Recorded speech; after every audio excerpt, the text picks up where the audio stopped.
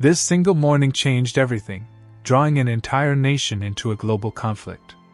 What began as an ordinary Sunday in the islands would end as a pivotal turning point in modern history. We're about to explore the events of that day, the intricate strategies that led to it, and the shocking consequences still felt decades later. In the early hours of December 7, 1941, the Pacific Fleet lay at anchor in its Hawaiian base.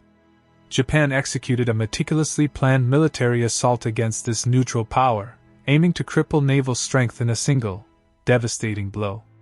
The operation, launched from a formidable carrier force, sought to eliminate American interference in Japan's broader territorial ambitions across Southeast Asia.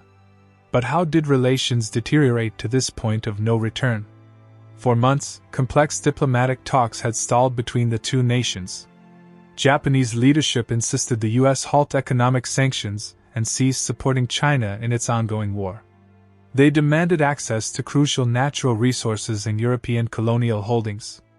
As these negotiations faltered, a strike force set sail in late November, just before a final American proposal arrived.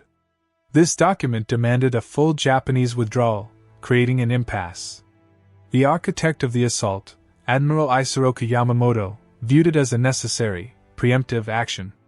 His goal was to deliver a knockout punch so severe it would buy Japan time to consolidate its new empire and force a negotiated peace. The plan wasn't limited to one location. Simultaneous attacks were launched across the Pacific, targeting American and British holdings from the Philippines to Hong Kong. Commander Chuchi Nagumo led the attacking fleet. At 7:48 a.m. local time, the first wave of aircraft descended. Over 300 fighters, bombers, and torpedo planes swarmed the unsuspecting harbor in two coordinated strikes. The primary targets were the mighty battleships, symbols of naval power. The result was catastrophic. All 8 battleships were hit, 4 sank, others suffered severe damage. Additional cruisers, destroyers, and over 180 aircraft were destroyed or heavily damaged.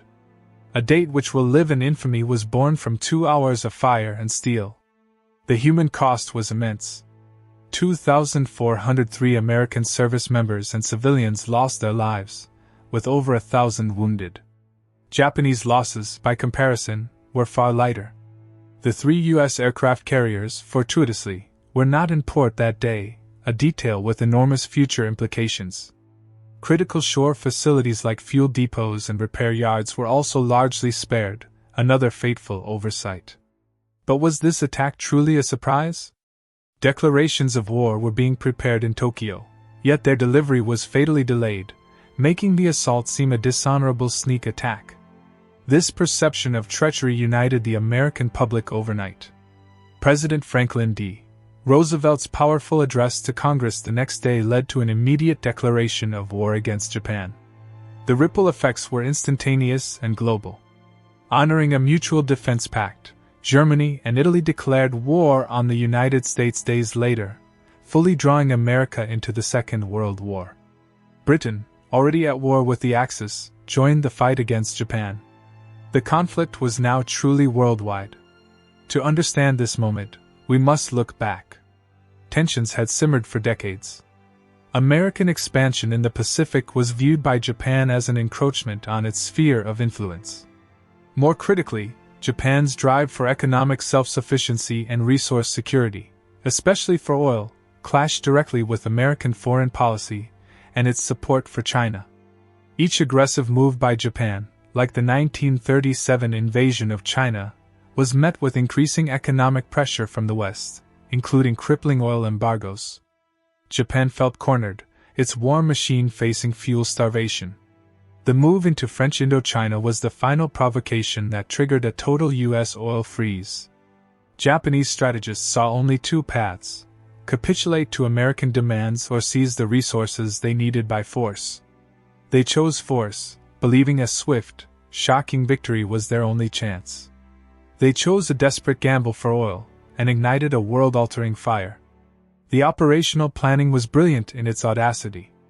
Yamamoto and his team studied previous naval attacks, like the British raid at Taranto, perfecting the use of aerial torpedoes in shallow water. Intensive training and intelligence gathering preceded the mission. Final approval came from the highest level after fierce debate. Yet, critical assumptions were flawed. American public opinion was already wary of Japan, and U.S. intelligence, while aware of rising hostility, misjudged where the first blow would land, expecting the Philippines. The attackers' aims were clear: destroy the fleet's capital ships to prevent American intervention for as long as possible, demoralize the nation, and buy time for conquest. They succeeded in the short term but failed in the long game. By focusing on battleships and ignoring infrastructure, they left the harbor's logistical heart beating.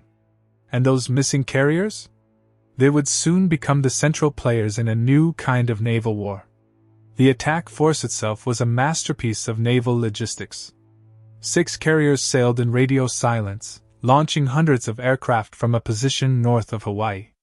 Advanced scouts confirmed fleet positions, while a separate group of submarines, including midget subs, attempted to penetrate the harbor defenses.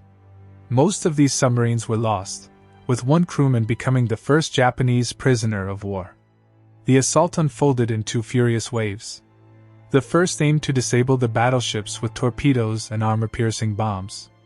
The second targeted other vessels and airfields to prevent any counterattack. American resistance was initially chaotic but grew stiffer. Individual acts of heroism were numerous as servicemen raced to their stations under fire. Some pilots even managed to get airborne and engage the enemy. In the aftermath, the harbor was a scene of devastation. Ships burned and settled into the mud. The rescue and salvage operation began immediately, a Herculean task that would last years.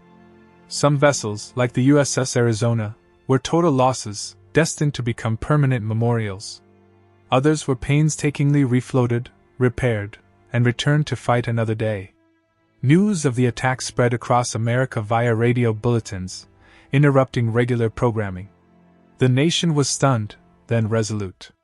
In Japan, the news was announced as a great victory, the start of a necessary war for national survival.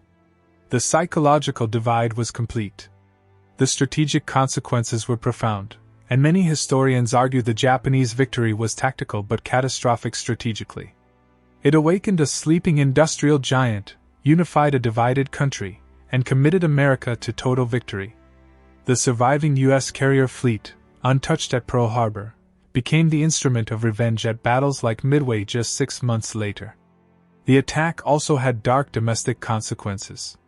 Fear and prejudice led to the internment of Japanese Americans, a tragic chapter where citizens were stripped of rights based on their ancestry.